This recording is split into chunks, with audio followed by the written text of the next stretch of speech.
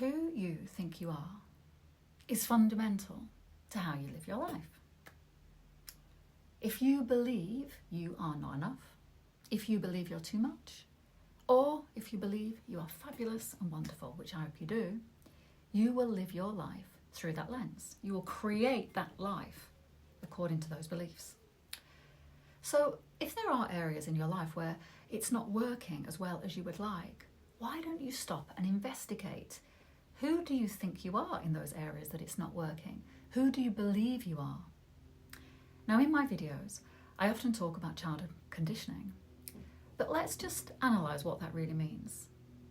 So, from the moment we are born, our nervous systems are wide open. They're like sponges, waiting to receive input. And everything from our environment is put in there. Now, even before we have words or conscious memory, our bodies are taking in information. And this happens on a somatic level. These experiences leave somatic imprints in our body that shape us. But we're not even conscious of this. We don't even realise it. And in those early years, we don't have mental filters, do we? Or emotional boundaries to be able to separate what is happening to us in our environment from who we are. And who we are when we're very young is pure being. We are deeply sensitive to the world around us.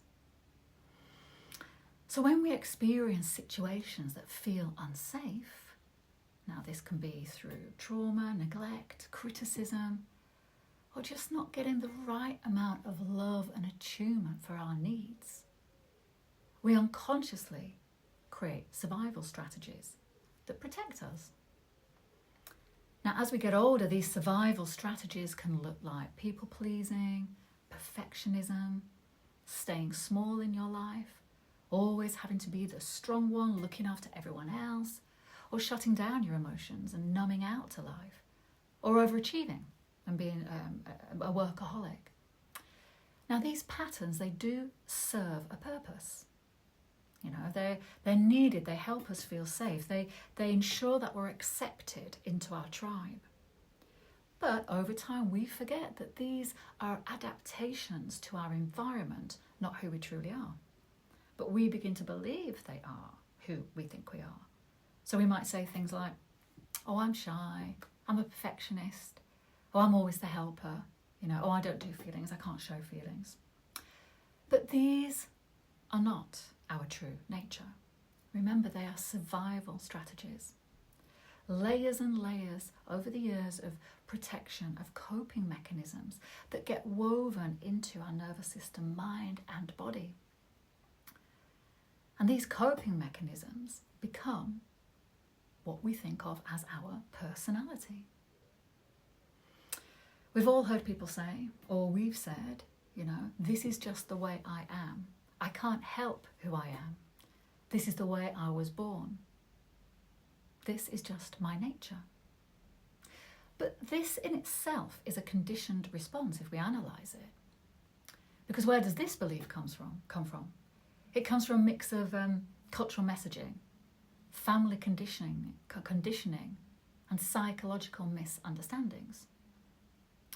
You see, as true children, we're often given labels, aren't we? By our parents, our teachers at schools, and even our friends. Like, you're not very academic. How many times I've heard that? You're the quiet one. Oh, you're the intelligent one. Or you're not like your brother, you're like this.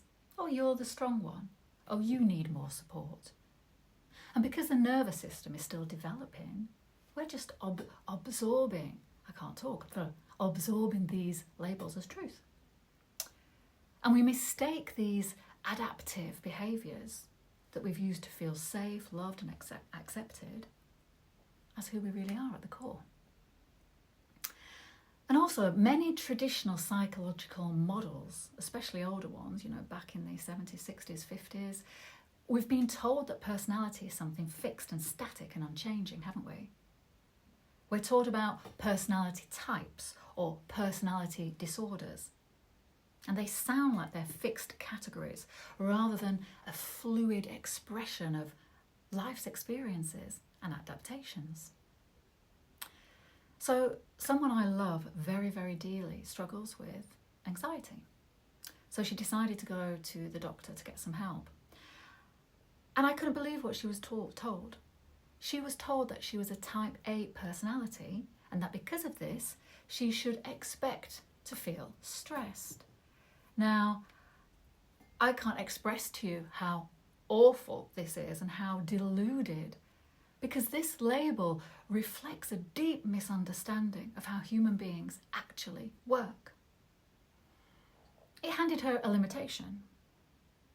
This belief that stress is just who you are. It's your personality type, therefore you can't change it. And this type A is this. She was essentially told that she was highly competitive, driven, impatient, time pressured, and easily stressed. In other words, this is your personality. This is just how you are, and you're just going to have to cope with it and deal with it. But what's actually being described here isn't a fixed personality. This is someone whose nervous system is stuck in survival. No one is born this way. How would that work from an evolutionary point of view? These patterns are adaptations. They are not identity. And I think we have to be really careful, because many of the old ways that we used to view the world and ourselves just isn't true anymore. You know, as we progress, as we evolve, yet we still tend to believe the old information. We tend to believe what we're being told, and especially when it comes from someone of authority, like a doctor. It's a bit like that old belief that the brain stops developing in early adulthood. But now we know with neuroplasticity that the brain can continue to develop as we go older. But for decades, people thought that wasn't true. Some people probably still have that belief. But now we know the brain can change and grow throughout our life. And the same is true for the mind, the body, and the nervous system. So remember, you are not fixed. So you are not broken. And you are not your stress responses. So if we are not fixed personalities, then who are we? Well, we are an individual. So if you look at it like this, personality is a mask that we wear. And the word itself comes from the Latin persona, which actually means mask. And that is given to us by the world. Through all the things we've been talking about, your upbringing, culture, religion, family, school. But underneath that mask is something else. It's something untouched, something unconditioned. And this is our unique individuality. You see, individuality is given to you by existence itself. It is your unique expression of life. Something no one else can be, do, or have. And in this place, it doesn't need to strive. Your uniqueness does not need approval. It just simply is. And in this space, you are pure potential and freedom. And you're interconnected with the whole of life and the universe. And here in this space, we can realize, I am not my fear. I am not my stories. I am not my survival strategies. And here something shifts. We end up seeing the limitations that we've lived within, and we see that they were never true. They aren't who we are.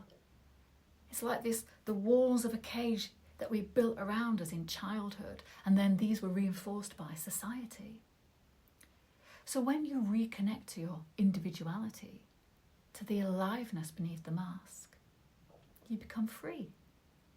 Free to live life fully, to express fully, to love fully. And you stop being driven by your old wounds. And you start being guided by the presence and truth and joy that you are. And this understanding, it isn't just philosophical, it's deeply practical, because it allows you to let go of your perfectionism, your fear, your comparison, your anxiety. It's what allows you to finally come home to yourself, to your true self that I'm always talking about. So ask yourself, who are you really? And how exciting that we can rediscover ourselves and live the life that we want to live instead of the one that you were given by others. So, now we're going to go into some practical tips that can help you reconnect with your true self. So I've got some notes here.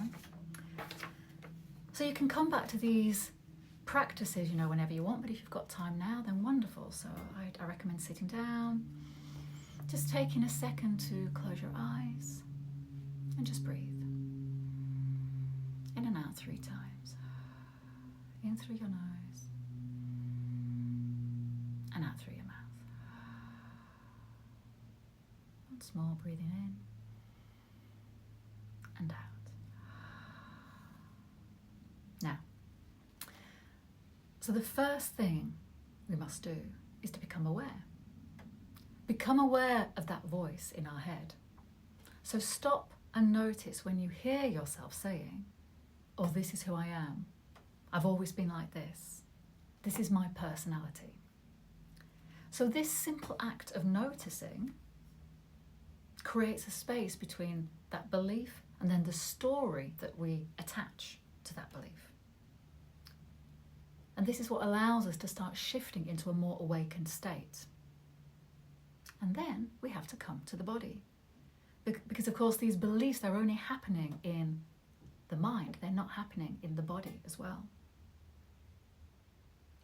So the moment you catch yourself in an old belief or identity, again, take a conscious breath and just come into this moment to breathe.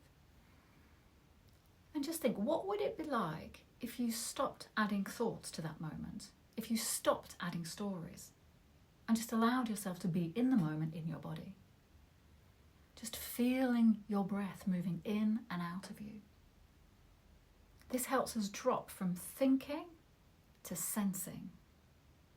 We shift from over-identification with the mind to being present in the body, to being connected with presence.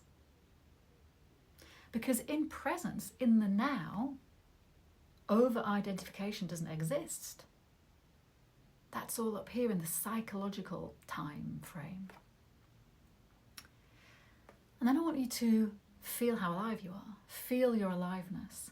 Feel your life energy. And again, this immediately brings about a shift in consciousness. We become more aligned with the present moment. We become more aware. We're becoming awakened. And then you can become aware more of where you are in space. You can feel your body sat on the chair. Feel your feet on the floor. Now remember, this is key because identity is living in the nervous system as well, because it's being conditioned. So we have to come into the body to connect with the somatic patterns of the belief, with the contractions, with the fear, with the anxiety. But we're just being in that moment with these feelings rather than adding stories to them. And then from this place, we can gently start to question the thought. Is this belief really true? Who would I be without this story? And am I willing to see myself differently? And we don't force the answer. We just pose the question, and that is freedom in itself. We're breaking the loops of our conditioning.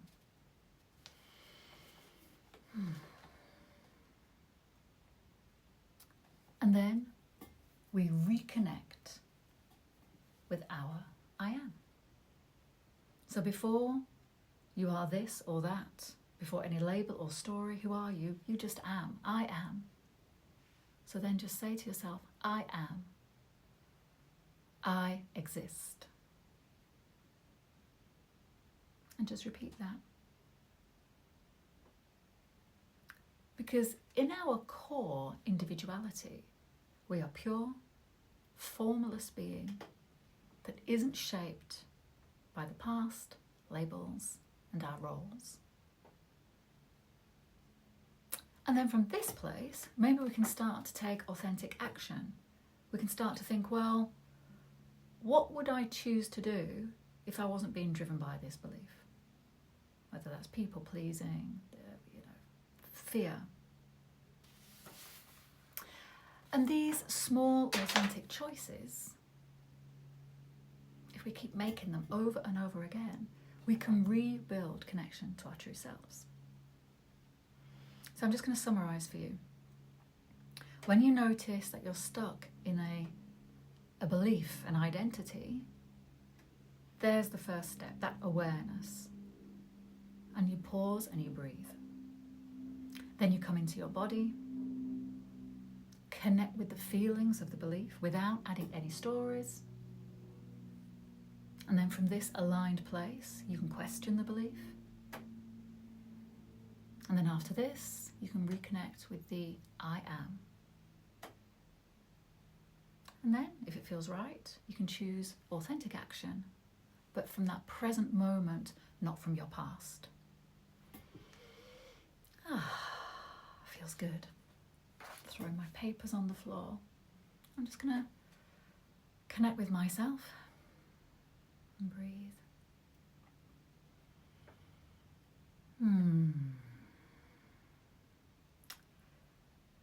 So I hope you've enjoyed watching.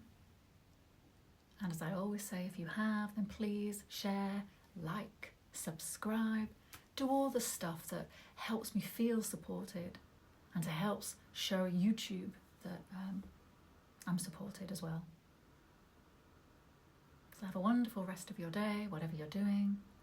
Lots of love. And I am now Julie Sachi Devi rather than Lauren. I know it's going to take some time, so I'm going to keep with this message. But lots of love.